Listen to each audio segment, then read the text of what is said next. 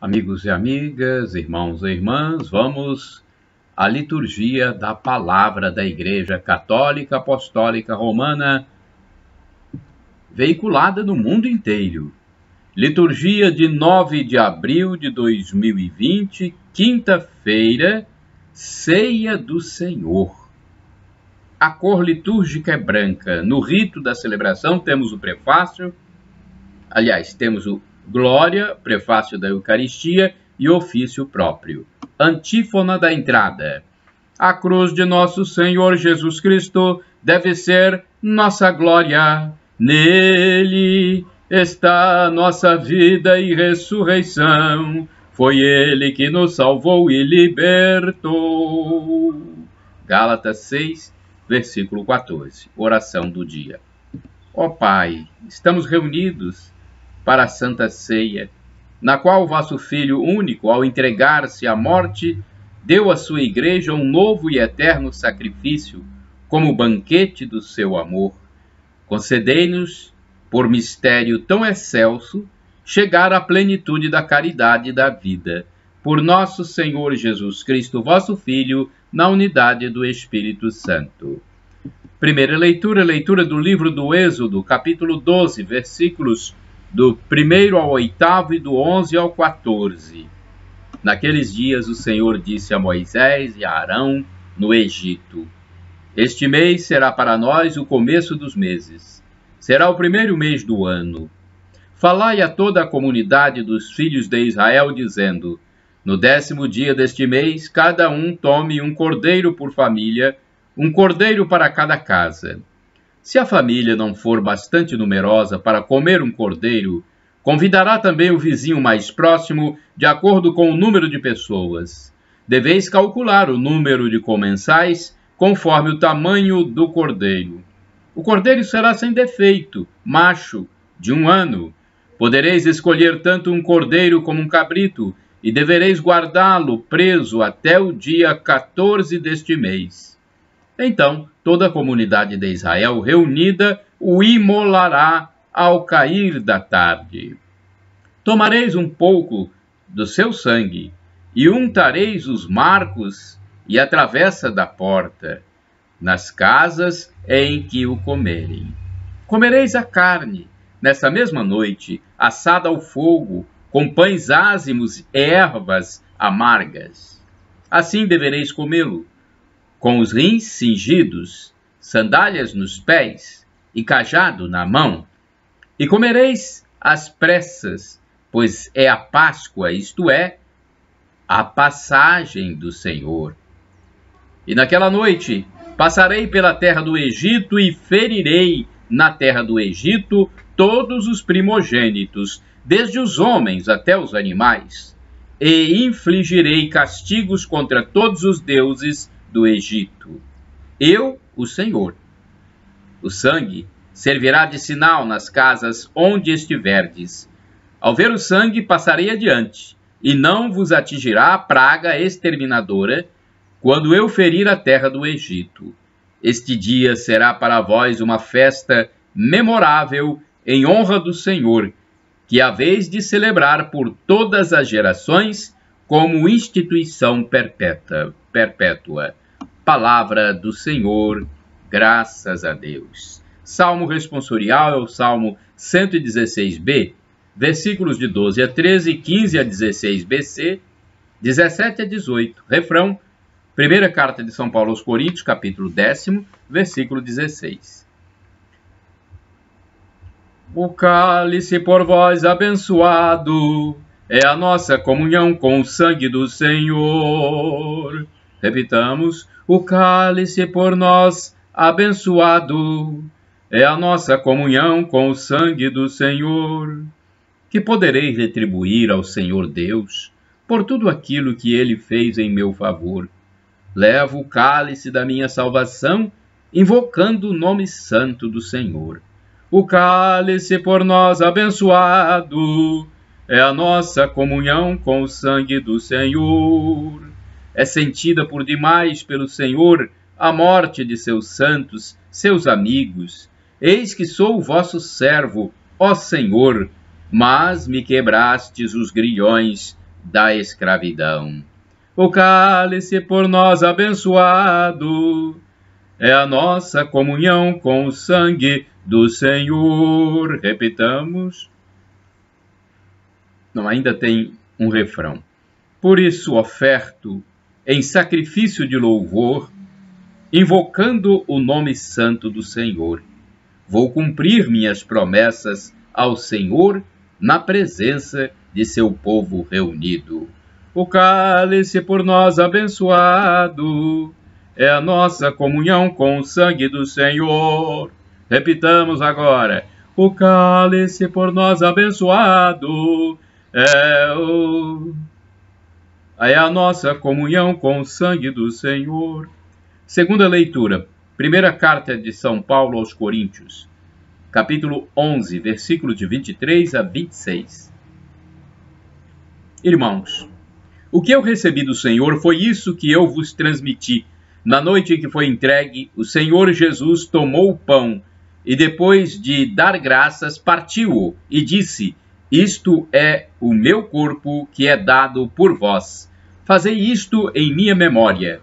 Do mesmo modo, depois da ceia, tomou também o cálice e disse: Este cálice é a nova aliança em meu sangue. Todas as vezes que dele beberdes, fazei isto em minha memória. Todas as vezes, de fato, que comerdes deste pão e beberdes deste cálice, estareis proclamando a morte do Senhor até que ele venha. Palavra do Senhor, graças a Deus. É a segunda leitura. Agora temos o Evangelho de Jesus Cristo, segundo São João, capítulo 13, versículos do 1 ao 15. Glória a Cristo, Verbo de Deus. Repitamos. Glória a Cristo, Verbo de Deus. Eu vos dou um novo mandamento, nova ordem agora vos dou, que também vos ameis uns aos outros, como eu vos amei, diz o Senhor. João 13, versículo 34. Glória a Cristo, Verbo de Deus. Glória a Cristo, Verbo de Deus. O Senhor esteja convosco. Ele está no meio de nós. Proclamação do Evangelho de Jesus Cristo segundo São João. Glória a vós, Senhor. Pelo sinal da Santa Cruz, livra-nos Deus nosso Senhor dos nossos inimigos. Era antes da festa da Páscoa. Jesus sabia que tinha chegado a sua hora de passar deste mundo para o Pai. Tendo amado os seus que estavam no mundo, amou-os até o fim. Estavam tomando a ceia. O diabo já tinha posto no coração de Judas, filho de Simão Iscariotes, o propósito de entregar Jesus. Jesus, sabendo que o Pai tinha colocado tudo em suas mãos, e que de Deus tinha saído e para Deus voltava, levantou-se da mesa, tirou o manto, pegou uma toalha e amarrou-a na cintura. Derramou água numa bacia e começou a lavar os pés dos discípulos, enxugando-os com toalha com que estava cingido. Chegou a vez de Simão Pedro. Pedro disse: Senhor, tu me lavas os pés? Respondeu Jesus: Agora não entendes o que estou fazendo. Mais tarde compreenderás. Disse-lhe Pedro: Tu nunca me lavarás os pés? Mas Jesus respondeu: Se eu não te lavar, não terás parte comigo. Simão Pedro disse: Senhor, então lava não somente os meus pés, mas também as mãos e a cabeça. Jesus respondeu: Quem já se banhou não precisa lavar senão os pés, porque já está todo limpo. Também vós estáis limpos, mas não todos. Jesus sabia quem o ia entregar. Por isso disse: Nem todos estão limpos. Depois de ter lavado os pés dos discípulos, Jesus vestiu o manto e sentou-se de novo e disse aos discípulos: Compreendeis o que acabo de fazer? Vós me chamais mestre, e Senhor, e dizeis bem, pois eu o sou. Portanto, se eu, o Senhor e Mestre, vos lavei os pés, também vós deveis lavar os pés uns dos outros. Dei-vos o exemplo, para que façais a mesma coisa que eu fiz. Palavra da salvação. Glória a vós, Senhor. Vamos à reflexão, liturgia comentada, texto de Antônio Carlos Santini, liderança da comunidade católica Nova Aliança. Tirou o manto. João 13, versículos do 1º ao 15. Um dos símbolos da antiga realeza, juntamente com a coroa e o cetro real, era o manto de honra. Na última ceia em que convive com seus apóstolos, em clima de intimidade e de tensão emocional, Jesus se despe do manto e troca-o por uma toalha. É uma cena de despojamento e tem o seu sentido. O manto é uma veste pesada, longa, imprópria para prestar um serviço manual. Além do lado prático, o manto, bem como as comendas e condecorações, os colares de mérito e os paramentos religiosos, acaba por situar seu portador alguns degraus acima da gente comum. E o mestre precisa ensinar uma última lição: descer. Aliás, toda a vida de Jesus foi uma permanente descida. Desce do Pai para a mulher em sua encarnação. O divino desce ao nível dos humanos. Homem desce ao nível dos servos, lavando os pés dos discípulos. Rebaixa-se ainda mais. Aceita morrer na cruz, suplício reservado aos escravos e proibido aos cidadãos. Morto, desce ao túmulo. Depois de sepultado, desce ao Sheol, a mansão dos mortos, para levar a eles a boa nova, conforme a primeira carta de São Pedro, capítulo 3, versículo 19, capítulo 4, versículo 6. Acabou a descida? Não, ainda não. Em cada missa, sob a aparência material de uma pasta de água e farinha de trigo, Jesus continua a descer sobre nossos altares. Ainda queremos subir, receber aplausos? Queremos merecer honrarias? Queremos subir ao pódio? O que fez Jesus Cristo ao lavar os pés de seus discípulos? A resposta nos é dada por Monsenhor Claude Haut, bispo de Saara Argelino. Monsenhor Claude Haut, bispo do Saara Argelino. Vamos ver o que ele disse. Abre aspas. Ele assumiu a condição de servidor. Ele estabeleceu o sinal que o compromete no caminho do dom de sua vida por todos.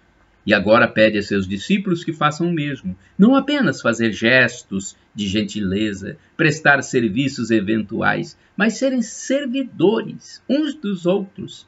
Ele pede a seus discípulos que tenham uns pelos outros um amor suficientemente forte para ir até o fim, até o dom de sua vida, se assim for preciso. Fecha aspas. Recentemente, com palavras um tanto incômodas, o Papa Francisco veio apontar na mesma direção. O nosso compromisso não consiste exclusivamente em ações ou em programas de promoção e assistência. Aquilo que o Espírito põe em movimento não é um excesso de ativismo, mas primariamente uma atenção prestada ao outro, considerando-o como um só consigo mesmo. Esta atenção amiga é o início de uma verdadeira preocupação pela sua pessoa e, a partir dela, desejo procurar efetivamente o seu bem. Unicamente a partir desta proximidade real e cordial é que podemos acompanhá-los adequadamente no seu caminho de libertação. Então, é uma reflexão que vai lá no documento Evangelii Gaudium do Papa, página 199. Vamos despir o manto? Orai sem cessar, irmãos e irmãs. Servi ao Senhor com alegria. Salmo 100, versículo 2. E eu tenho aqui também uma reflexão do livro Palavra e Vida 2013. A primeira parte da leitura é a preparação. Todos conversam entre si, sentem a ameaça. Como nas boas histórias, tudo o que acontece neste dia encontrará seu pleno significado no fim. A bênção do pão e do vinho, as palavras de Jesus, o ato de lavar os pés dos discípulos. É preciso guardar tudo isso na memória e no coração, ainda que não se compreenda tudo. O grande presente de hoje é a Eucaristia. Por isso a igreja veste-se de branco e canta glória. Porém, a Eucaristia não tem sentido sem a cruz e a ressurreição. É preciso ir em frente. Então, é uma outra reflexão. E vejamos aqui também uma catequese. É importante a gente cada vez mais saber da palavra, né? Uma pequena catequese sobre esse texto. A morte de Jesus abre a passagem para o Pai e testemunha o amor supremo que mostra o sentido de toda a sua vida. O gesto de Jesus é ensinamento. A autoridade só pode ser entendida como função de serviço aos outros. Pedro resiste porque ainda acredita que a desigualdade é legítima, é necessária, e não entende que o amor produz igualdade e fraternidade. Na comunidade cristã existe diferença de funções, mas todas elas devem concorrer para que o amor mútuo seja eficaz. Já não se justifica nenhum tipo de superioridade, mas somente a relação pessoal de irmãos e amigos. Vejam que bonito o texto que está na Bíblia Sagrada, edição pastoral da Paulus. Agora temos o santo do dia. Eu só quero lembrar a vocês que estas imagens estão no blog repórterpaulomaciel.blogspot.com, no facebook.com/Paulo Maciel da Rádio e no canal do YouTube Paulo Roberto Maciel. Podem divulgar livremente, gratuitamente, porque da minha parte eu estou cumprindo o que Jesus mandou, determinou: ide pelo mundo e evangelizai, o que de graça recebestes, deem também de graça. Não foi assim que ele disse? Agora eu vou falar aqui, vou passar para vocês um texto do padre Evaldo César de Souza, missionário redentorista. Ele escreve para o site a12.com. É a biografia de Santo Acácio. Santo Acácio é o santo do dia, 9 de abril. Hoje, 9 de abril, Santo Acácio é venerado. Santo